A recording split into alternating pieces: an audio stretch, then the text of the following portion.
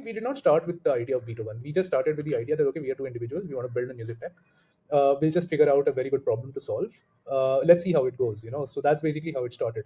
And then the first 3 months was all about just discovering and validating the market. So Yeah. we did like two ideas exploration before Beethoven, and then finally we found one really nice problem to solve, which was pretty large, which was like had a scale, and which had like the opportunity to build for like millions and millions of users.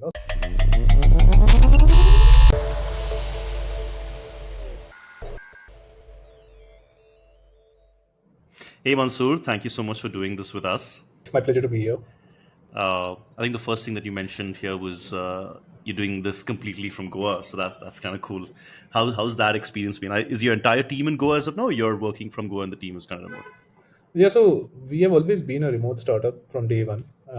So 2021 Feb is when we started this company, and so everybody like was spread across. Me and my co-founder was spread across right from the beginning, and it was the middle of COVID, and there was no other choice, to essentially start a company, but That's start true. remotely.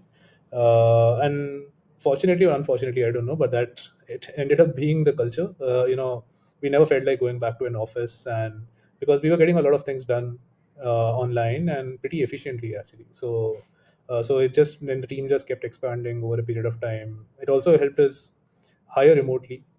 So we Right. have employees in Europe and we have people here in India. So it's spread across.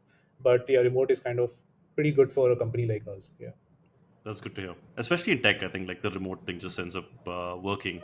My wife's also in. She works with HackerRank. They're kind of a remote first company, but I feel like there's a need now to come back, at least meet once a week, right? So that Right. can be the flip side, I'm assuming. Yeah, I mean, at least my tech team, most of them are in Bangalore, so they meet twice a week. I mean, that is organically. Like, it's not like the company asks them to, but they just feel like meeting each other, you know. Yeah, So I feel fair like enough. definitely there is importance in meeting in person. Both have their own pros and cons. You just have to see what works best for you. Yeah. Yeah, fair enough. Anyway, Mansoor, listen, thank you so much for doing this, man. I mean, I have like a nice write up of yours. So I'm going to read that out a little bit. And I was super curious to have you on our podcast, if you want to call it, because uh, one of the first startups that when I started researching the Gen AI field, like Beatoven showed up, So, and I feel like obviously lots of players now in like this whole generative AI music space. But you're a professional sitar player, right? Like, how long have you been playing sitar? So, tell us a little bit about that because you've been in the music tech space for more than 19 years. You've recorded, I'm assuming, a bunch of stuff yourself. Uh, you come from a music family that's dedicated towards music for like the past 7 generations. So, let's talk about that a little bit, and then we can move to the other pieces. Yeah. Yeah. So, like you rightly mentioned, I was born in a music family. So, my father's a musician. He's like a well-renowned sitar player. So, when you're born in this kind of a household, it's natural. Like music will keep falling on your ears because Yeah, your dad is like always practicing at home, right? right. And then the tendency is you tend to pick up a lot of that just being around. You don't necessarily need to sit with an instrument, but just being in that environment, you start learning music. And then like obviously when you're a kid you tend to learn very quickly, like I think you'll True, so probably true. agree.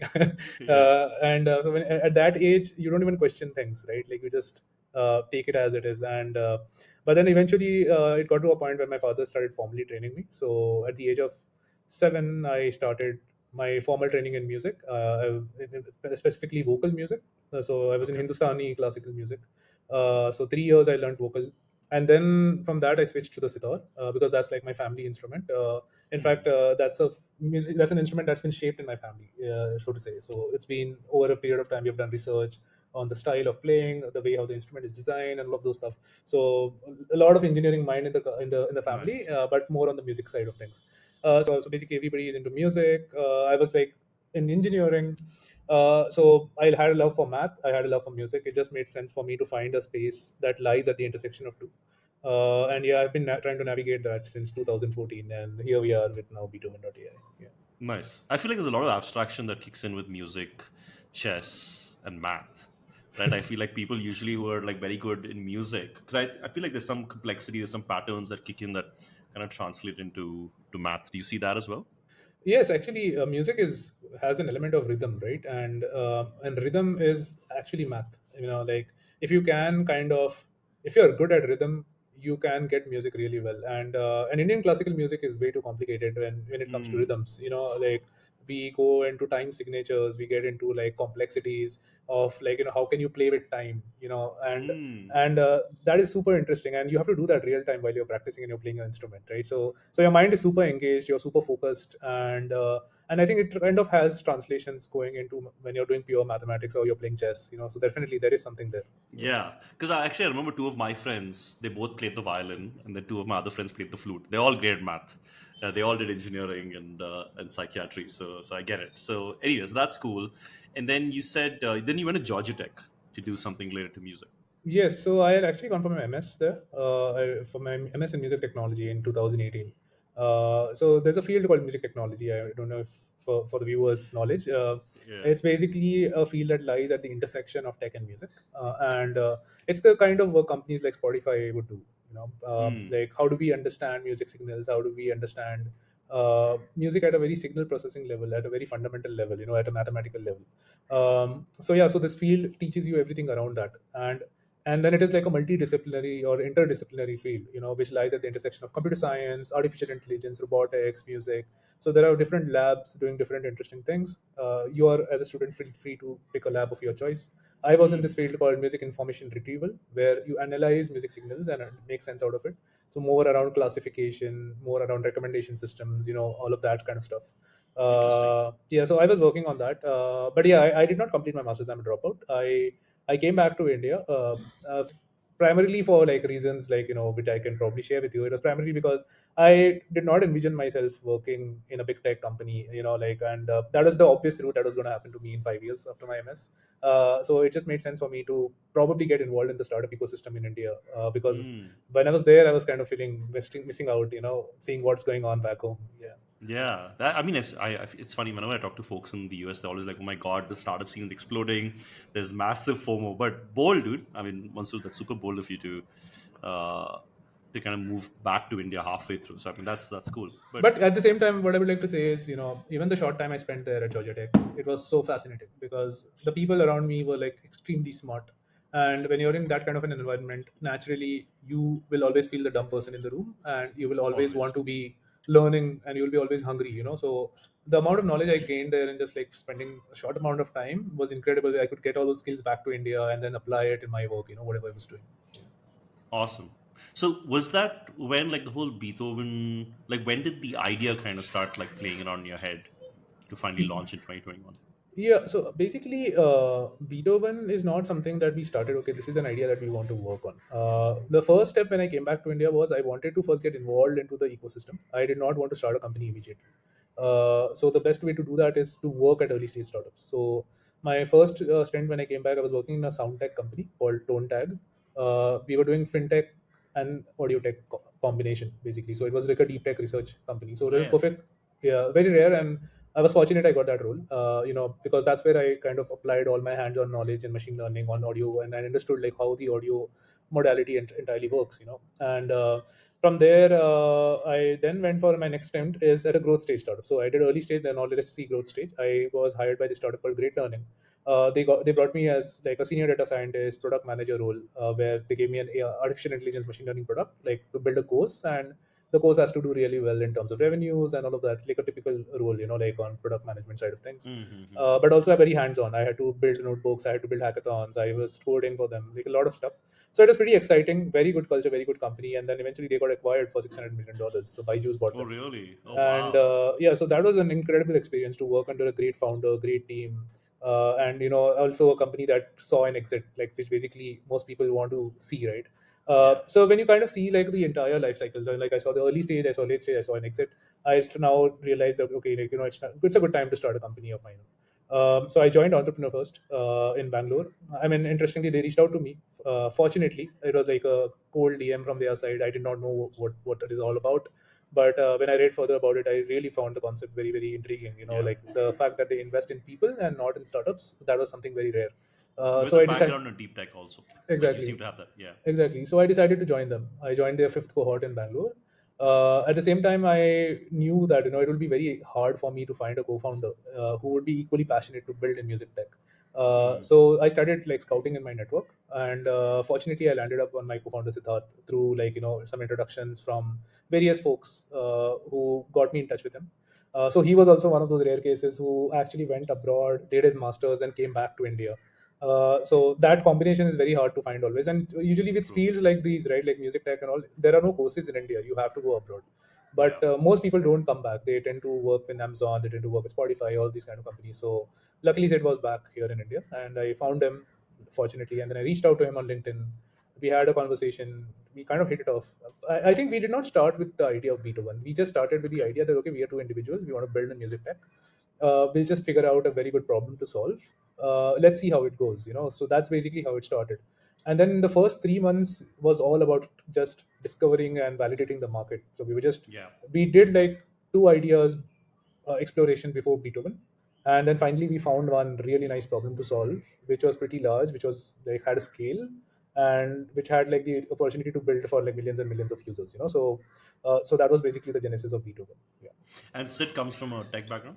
Yeah, so Sid is like way more tech than I am. Like because my experience has been in finance, has been in deep tech research, but I've also been in product management. Sid is more like always been a tech guy. So and specifically audio, he doesn't build anything else. Like if it's audio, that's his thing. So he's worked Nice. in speech, music. These are his specific expertise, and his master's was also in sound and music computing. So he had a very good understanding of all the technologies, what's the state of the art. So he's like a perfect Mm. combination of research and production. So he knows what's going on in the world and also what can be Yeah. applied, what's possible, what's not possible. So yeah, so That's that was awesome. a good match that I found, because I was pretty clear that I would want to take care of marketing and growth, and and the other side of things, and somebody Mm. would have to keep building on the ground. So the two of you met in 2019, 2020. 2020, around November, we started early conversations, and Okay. then Feb 2021 we both joined EF. The first three Okay. months were, yeah, at EF, and then it just took off. EF backed us first round. EF led. Within 3 months, EF led a second round. That was pretty rare. They don't do Yeah. that very often, but they did that in our case because we were executing very quickly. And it Mm. was very nice that we were able to grab some funding quickly on early on, instead of like spending a lot of time just raising, because that's a huge waste of Yeah. time. And with them, EF, we also got another very reputed investor backing us, that is InfoEdge. So Yeah. they had come up with a new fund for supporting deep tech startups called Capital 2B, and they liked us, we liked them. Everything just kind of worked out. So we raised like $1 million, and yeah, we Nice. haven't raised since then. Yeah. Awesome. So the problem. By the way, I've had a look at the product. I tried playing around with it. I went through the whole process of like creating the track, playing around with the tempo and things like that. So according to you, what's the problem you were looking to solve, and for whom at the core of it? Yeah, I think the biggest market that we had identified in our customer development was the video creation market. So, Okay. content creators who are making videos, and there are multiple segments in that. So, you have the long tail creators, which are your YouTube content creators. Then you have the mid market, which is your SMBs and agencies, who are creating a lot of social media content. And then you have the enterprises that are creating content at scale. So, we had Mm. kind of scanned the whole market. We saw, okay, there are multiple verticals that we can go after. But to begin with, see, the challenge of building a product whose output is subjective, right? Like in image, if I show you a picture of a cat and I see a picture of a cat, we'll both agree to it that this is a cat. But in music, when you listen to music, I listen to music, we perceive it very Yeah. differently, because True. it True. is driven by our experiences of what we have been listening to all our life. So some people would find music very familiar. Some people would find like this sounds bad, this sounds good. It's all subjective Mm. stuff. Mm. So we kind of realized that this is going to be a very very hard product to build. It's a moonshot product, and if we have to get it right, we need to find a way to sustain ourselves to be able to get to a point where a product is extremely good. So the decision that we took is we'll go after the long tail creators to begin with, Okay. because they are very easily accessible. You can get them on a Yeah. call quickly. They will give you feedback very quickly, and versus going to directly an enterprise or the B2B, because they would have very high expectations in terms of music quality. They would have very high Mm. expectations, and then you would just be building for one client, and that's not a Yeah. startup. So with all of that things in mind, that's how we took an approach, and it took us 2 years to just build the technology, because when we were Wow. kind of we started in 2021, none of the stuff that you see around us even was there. Like there was no term called Gen AI, Yeah. and we even never called ourselves as Gen AI. We just used to call, like, we were using machine learning to build a system which allows people to create original soundtracks. So now today Mm. that terminology is called a Gen AI for images, Gen AI for music, Gen AI for Yeah. whatever, like, right? So yeah, so and the technology also wasn't there. Like today we do have some new things coming up, like Facebook's Music Gen, Google's Music LM. So there are some exciting things that are happening in the AI music space. But back then there was just like two startups which had attempted and both had failed. And Hmm. and we had spoken to their founders, and one was very optimistic, one was very pessimistic. So really we didn't have like a lot of historical evidence to pursue this idea. So we just took a leap of faith and we just shot right into it. Yeah. That's awesome. Cool. So let's actually, if you don't mind, Mansoor, get into a little bit of just the technical side of things, right? Like, so today when you say using machine learning, like, what have you used to create the product? Like usually a lot of these platforms are either powered by OpenAI, they have like data sets that they're fed into it. Like, how have you kind of gone about building Beatoven? Right. So we are actually, as a startup, quite ahead in thinking of how the Gen AI space will evolve. Okay. Okay. From there, day one, we realized if you're building a Gen AI product in the art space, you have to make artists as part of your equation. If you leave artists out, you are going to be abandoned. And you're already Right. seeing that the strikes and all of that stuff that is happening in the image space, and Yeah, there is no future where you can exclude artists and for sure. take their work and build something out of it.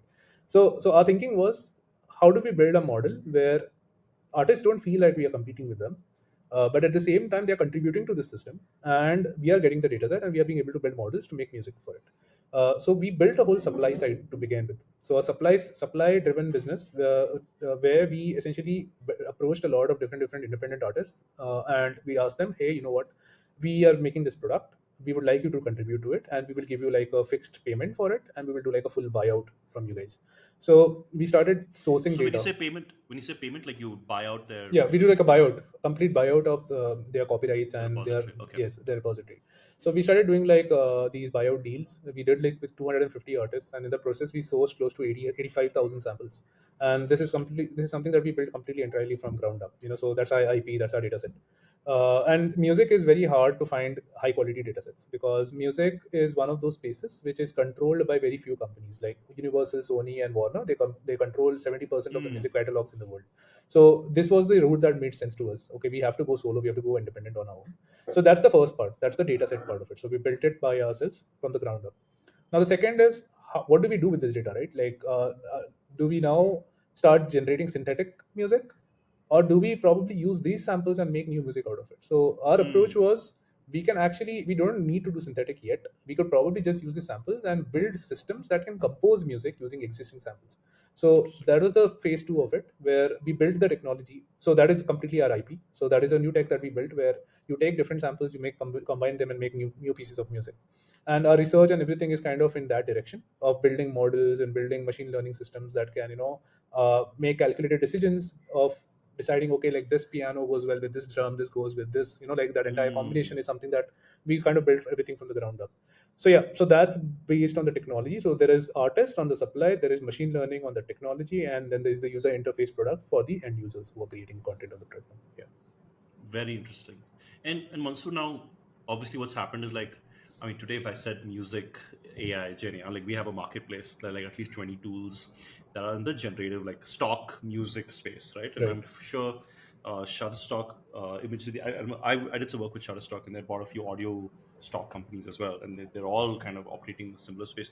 How do you see for an end user? Like I'm looking for just great stock music, right? And I Absolutely. actually don't care so much about whether I'm personally violating. I hope the company should be taking care of the violation of that, right? So tell me more about all these players in this space who are creating synthetic AI or Gen AI in this music. Like, how are they? How are they creating the data sets according to you? Like, are they kind of violating anything? Because I mean, you already have no open AI coming and saying like, hey, I mean, there are lawsuits that they're dealing with because people feel like they've taken their data scraped and then used it for like learning and creating these models, right? So, yeah. So, where's your take on like how each of these players are kind of playing this game? So I don't fear competition personally. First of all, Sure. competition is a good thing. I always see it as a positive because it gives an indication of a market. If there are like 15 players trying to do something in a similar market as you, it basically means that there is a market. Okay. Yeah. Uh, Great statement that you made is from an end user point of view, you don't really care. And that's a good point. But at the same time, you will care when your content is getting millions of views. And let's assume, just imagine a scenario where your content has just blown up, and then you randomly get a strike on your video on YouTube, and it gets taken down. The website Mm. will not will come and say like you they will say like you didn't do your due diligence, or like and the of course the it's the responsibility of the company to make sure that there is no copyright infringement that is happening. But at the same time, it is also the responsibility of the creator to know that they are taking music from some trusted website, and Mm. so it's important. And that is only something that professional creators realize over time. Initial days nobody cares, but once they Yeah. see that happening, then they start caring, and then they start seeing like, okay, better to pay $20 on a website like this than rather than losing $20,000 from a video that I could have made money from. Yeah. So the problem is pretty interesting. It's big. Now, of course, there is going to be competition, and the way how we look at it is, I think we are super focused on the user. We are, and also the approach that we have taken. If you look at all of our competitors, they are still looking like stock music libraries. Like if Yeah. you just see the look and feel of their products, Yeah. if you see something like an epidemic sound, and if you see something like one of the new AI music generators, you will see like their interfaces are not very different. They still make you feel like, oh, like this is a library with some customization things, Yeah. and so the delta is not very big. So from an end user point of view, it's like a very similar delta. But if you look at our UX, the way how we have designed it is like an editor tool. It's Yeah. where you give some prompts, it generates something, then it gives you a lot of customization to play around and do a lot of interesting things with the music. Plays. So the Mm. ideology there is, we want the user to feel like they're making music, Yeah. and in a very simplified manner, and they're not browsing through like hundreds and hundreds of music soundtracks. So all the features that we kind of build is along those lines. That okay, if I select this instrument, what will this sound like? If I select this mood, what will it sound like? So Yeah. that experimentation and exploration is something that we like to keep on the product in terms of the UX. In terms of differentiation, so that is one big differentiation, our UX and the approach of how we are building the product. The second is also the genres. If you look at the genres on a tool, we have all of the popular genres like cinematic, electronic, ambient, and which you'll find in every other tool. But we also are focused on regional genres like Indian classical. Can we Mm. also focus on like sub regional, like Chinese music or African music or Arabic music, things that the West is not going to even work on, right? Like so, Mm. and that is our strategic advantage of being a company out of the Asian markets. So that's another way of how we will differentiate with our competition in the long run. That's a good point. Yeah. So, in the future, would it mean that hey, you'd want to acquire more data sets, which is more like related to the Indian Asian context? Not just Asian, I would say regional context. Okay. So like Arabic, it could also be Latin American music. It could also be Okay. Japanese music. But the idea is we don't want to do what everyone else is doing. Like okay, Yeah. electronic dance music. Sure, everybody's going to just crack that. Yeah. But can you crack Arabic music? Can you crack Indian classical music? Can you crack Bollywood music for that matter? Yeah. So such a wide space. The way I look at it is, there is so much to do in this market, and there are so Mm. little startups working in this market. So I look at it like, okay, like this is like a real opportunity. Somebody is going to crack this, and why not Yeah. us? Yeah. Actually, one thing that really comes out on your platform is the royalty free bit. But if that as a messaging also came out saying like, like there's no other place. Like I remember when I was working with Shutterstock, like stock imagery, Getty was just much better at sporting content, sporting stock, whereas Shutterstock was better in let's say human stuff. Like even when I say like I want an Indian model, Shutterstock may not have it, but Getty had it, right? So like to your point, the regional piece, even if that comes out on as a messaging, I see like this subliminally, like there's that pick a genre and there's like the tabla That's image. right. So we haven't really done a lot on that yet. I mean, that is going to be a differentiation, but that is not going to be the only thing we want to focus on. Like if you look at it, Fair. like today, almost 65% of our user base is global. Only 35% Mm. is Indian. So I mean, a global market would still want the popular genres, right? You have Yeah. to serve them, and then the way you differentiate is you give what your competition is giving, but you also give something else that is not Yeah. possible from a competition. So yes, that's a good point you made, that we don't explicitly market it yet, but because that's also because we don't have a lot of regional genres yet. But we will be coming Yeah. up with a lot of them, and then we will probably focus on how do we highlight them, how can the user know that okay, this is something that we offer on the tool. Yeah. Nice.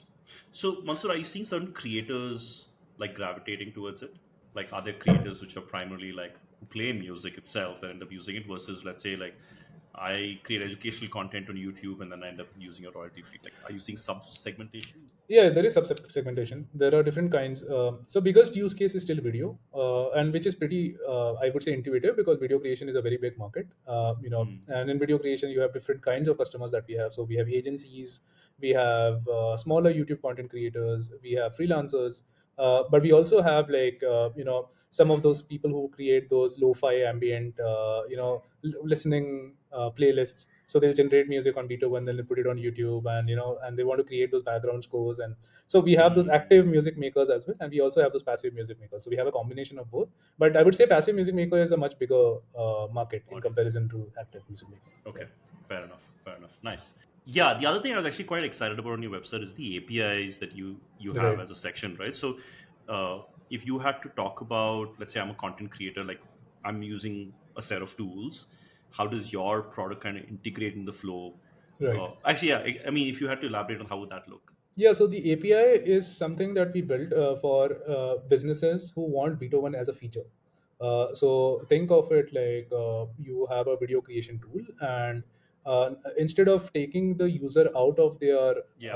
workflow, can they access it inside of their workflow? So that is the whole idea of building an API. We are also working on plugins. We are working on all of those things so that people can just plug Beethoven into their workspace instead of coming to our website and generating. Hmm. Of course, we will always have those users who will come to our website and do it, but a lot of creators wouldn't prefer that. They would like to be in the Yeah. same ecosystem where they're working.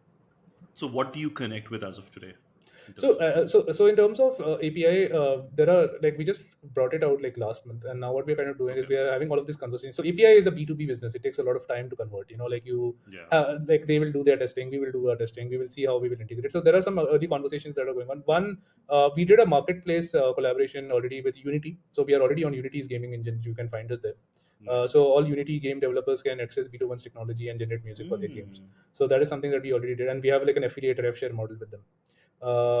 And then we are also now working on integrating with Canva So, sorry, Mansoor, when you say affiliate, does that mean anybody who builds a game on their inside platform the Unity uses? ecosystem. Yeah, Okay, and if, when okay. they end up subscribing to Beethoven, so Unity gets a revenue share from our subscription Oh, basically. oh, that's Yeah, smart. Okay, yeah. And similarly, that was Unity's that? pretty big, dude. Unity's pretty big. Good. How do you land that deal though? Oh, it was inbound. I mean, so Oh yeah. basically, one good thing that you get as a first mover as an advantage is you create an awareness about your existence much before the competition can create that awareness. So True. 2021, 2022 was all hard work of going to Bay Area. We went to TechCrunch Disrupt. We were selected as one of the finalists there.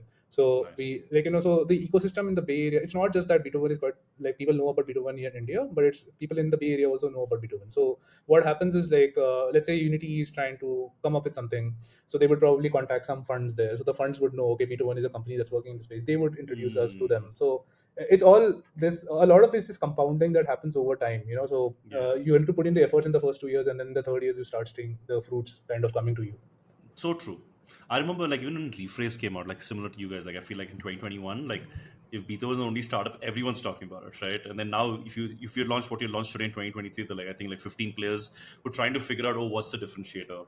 At Yeah. least as a user, right? Like I'm getting lost in the Absolutely. noise. Rephrase also was like one of the pioneers in generative video, right? Like these guys were thinking. I mean, Ashray is a very good friend of mine also. Hmm. Like just on my flight when I was coming back from San Francisco to Goa, he was on my flight. We had such Oh, a nice nice. conversation on the whole space of Gen AI, and it was pretty exciting to meet him again. And I think they're doing pretty well, like as a company. So again, they were one of the early guys. We spoke to them before we started Beethoven, just to because there wasn't much companies right in India who was Yeah. doing this stuff back then. Now it's become mainstream. Now everybody wants to get into this space. Yeah, so true, so true. Nice. So, how are you, Mansoor? How are you looking at the space as of today? I mean, it's exploded the last 7 months. I mean, not just Genia and music, right? Like in every space. So, how are you seeing companies kind of integrate AI? How are you seeing? What is your take generally of the landscape? I think over the next year at least. So here's how I think about Gen AI in general. I feel like there is one very big difference in what's happened in the landscape with regards to generative AI versus all the historical technologies that have come out. The difference is big tech is behaving like a startup. Yeah, So the way they have been executing and they have been building new technologies, it's very hard to keep up. Like the way how the space is kind of evolving. This is very new. Usually, how it would be is like startups would innovate, startups would build, and then big yeah, big tech would buy you out. But yeah. today, it's not that's not the case. Today, big tech is competing with startups. It's actually trying So to make true. sure that okay, the startups are not relevant anymore. Mm, So it is a very tough space. You are essentially competing with somebody who has so much resources, and that's why I kind of strongly believe that it is important for startups to focus on one very key problem, And that's also something that we are working on now, like, to get PMF. How can we get product market fit very quickly in one specific use case rather than going after the whole market? Because Yeah. you cannot beat big tech in that they have distribution advantages over you, they have financial advantage Even over you, data set advantage too. data set advantages over you. Like, they want to do big deals, they can do big deals. Startups also can do big deals, but it's just that they have a much bigger muscle over you. They have teams For working on sure. that, and you have the founders here trying to sell the. So there's a big difference there. But having said that, I still believe that that those are things that are happening at the fundamental level. But at the product level, at the application layer, I believe there are a lot of opportunities, and to build startups in niches. Certain companies like Runway, for example, is a very great example, right? Like the way how they are kind of disrupting the whole video creation market, or Mm. Copy for that matter, like Copy.ai. I mean, ultimately it's a GPT wrapper, but the way how they've understood their use case and their customers so well, and they personalize data, and they do a lot of things beyond just wrapping, right? Like, Yeah. and they've been able to build such a successful business out of it. So I believe that the landscape is going to be evolving continuously, but also there are a lot of opportunities for startup founders to take all of these tools and build new applications and probably focus on a small niche. As of now, the market is in a flux, it's in a state of confusion, but eventually, yes, there will be some clarity around what are the real opportunities that are out there. Okay, interesting. And from a hiring standpoint, has anything changed for you, or how you're seeing, let's say, your friends hire? Like, I obviously there's like prompt engineering as like a role that's kicked in, but are you seeing that, hey, it'll be like, is it becoming a must-have for you to say like these people should have these skills internally? Like, let's say even marketing, like they should know how to use, let's say, copy.ai or ChatGPT. So I mean, ultimately these are all tools, right? And Yeah. you should use what makes sense for your business. And so the way how we look at it is we explore all these tools. We see, like, okay, even my marketing guy, okay, like if I want, I will tell them, like, hey, go check out this tool and see if we can write a blog using this tool. But you cannot Hmm. 100% rely on it. You have to still Sure. do your due diligence, you have to still make sure that the content is good quality. You have Yeah. to make those tweaks. So my perspective is these are just making your creation workflows way faster. Like, what would Yeah. typically take 1 week of, like, reviewing and sending back and all of that stuff, that is something that you can do very quickly now. So Yeah. efficiency has improved, and it will only improve from as the technology gets better. Today the technology is in its V1 phase. Hmm. Wait for it for another 2 3 years and see what it's going to be like, right? So and this is not a bubble. I strongly go against saying to people who say, like, AI is a bubble. It's not a bubble, it's a real legit technology. There is Yeah. a lot of math below that, in the form of probability, statistics, linear algebra, that is going behind the scenes. So it's important for people to not just do prompt engineering and play around with ChatGPT, but go deeper and learn, like, what's exactly happening behind the scenes. Yeah. That's more important in my opinion. And even accessibility, Mansoor. Like, I feel like with crypto and blockchain, like there was this perceived sense of like, oh, how do I get into crypto? Like, even for me, investing would be like, I have to create a wallet, I have to go into an exchange, right? Here, I feel like with AI, it's like I just need to create a login, sign up with Beatoven, start Absolutely. playing, right? So Because we haven't it's really shifted from the internet, right? Like, we still are on the same web. We are just now coming with a new layer of the web, where the tools are like interacting with us rather us interacting with the tools. So that is hmm, a big difference now. solid, solid, cool. So, any new features coming up that you want to talk about within Beatoven? Yeah, we're actually working on a lot of interesting things. So there's one we recently launched called Supervise. So what Supervise does is, it's a paid only feature. So users can upload a video, and we use computer vision, and we understand what's happening in the scenes. So we extract the emotions directly from the visuals, and then we score music for it. So it's a video to music generation tool. So multimodal. So you give input as a video, you get output as video plus music. So that Interesting. so that is Oh one tech wow. we built. The second one we are working on a feature called selective recompose. So basically, let's say you have created a music track. You like the music till, let's say, from 0 to 14 seconds, but you don't like something between 15 to 21, but you again like something from Hmm. 20 to 30. So can you change the Hmm. 14 to 21 second bit? So that is selective recompose. You select that part and you recompose that part and you keep Oh, everything the same. lovely. So these are the kind of features that we are working. So the way how we think about features, the feature has to ultimately solve the core problem, and the core problem is search. How do we make sure that the user doesn't have to search for music? Because if you go on libraries, you're searching for music, you're looking for Hmm. something that you have in your mind, that what you need. So in our case, we are kind of working on building a product is, how can you create something that you have in your mind with tools that are very easy to use and doesn't require music knowledge. Yeah. Tell me this. This is very random, okay? But let's say Taylor Swift came to you. Okay, she has lots and lots of OG content, right? Like, what if you could take all of that and give it to her, and then it's like, because she essentially, like, maybe there's a genre that she knows that she's very aware of, and like she uses that as a baseline. And it's like exclusively for her to create new music. Is that even a proposition in this space at all? It is definitely an exciting proposition. So what you're essentially saying is, can I create music in the style of Taylor Swift, right? Like I something. am saying, like, let's say Taylor Swift comes to you and she pays a hefty subscription, and she's taken all her repository and she's able to create her own content exclusive to her because she owns the royalties or she owns the Hmm. IP, right? Yeah. Yeah, I mean, it is exciting from a technology standpoint, but I'm yet to understand what's the business use case for that. I mean, like, one way of how I look at it is like, okay, it could be used as an ideation tool. Like, if Hmm. Taylor Swift wants to create different ideas of her music and see, like, okay, this is something I can explore, this is something that I can explore, instead of going to the Yeah. studio and recording it all over again, I feel like as an idea generator that could work really well. So that is more like an Yeah. assistive tool for music creation.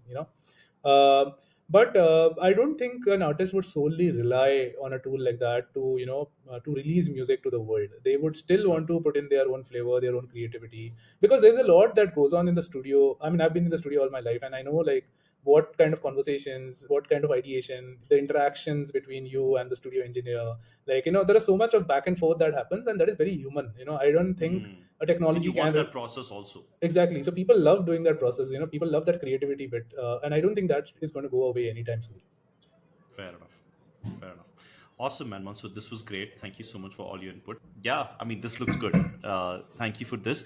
So actually, now one last thing that I want to ask you is in terms of, let's say, if enterprises had to use your platform, and maybe I'm being very noobish about this question, right? Like, but most enterprises are like, listen, I don't. If my data is exposed to, let's say, an open AI, or it's exposed to a Beethoven, like my data is not, maybe not secure anymore, right? Is like, how do you, is there some level of like securitization or something that kicks in with Beatone when they plug into you, or if there's an API call So possible? right now we don't do enterprise. Okay, to be frank with you, Sure. enterprise is a market that we will go after once our music quality is very good. Like right now, our music quality is still, I would say, 50% there. We have a work to do to improve the music quality to another 50%, because B2B is very crucial of quality. They will Hmm. not approve anything, whereas in a long tail creator is still fine, like, because they're Yeah. getting their job done. So yes, but to answer your question, I don't think privacy becomes a very big concern with music as a modality, but with text as a modality, it is a big concern. Because there you are actually kind of sharing information that is a language, right? Hmm. Whereas music is a form of expression. It is basically not really a language. So data privacy, and what is the kind of data we would need? We would need the data, probably some level of understanding of, what is the use case of the enterprise, what is it that we are creating for. So some interesting use cases could be, can we create brand tunes for that enterprise? So Yeah. so getting those kind of information, which is doesn't not necessarily breaching on anyone's privacy, right? So it shouldn't be a very big concern for a business like us, to be honest. Fair enough. Fair enough. Cool, man. Mansoor, this was great. Thank you so much for your time. Would love to help in any way possible. But thank you for showing up today. Thank you so much, and nice to talk to you. You too.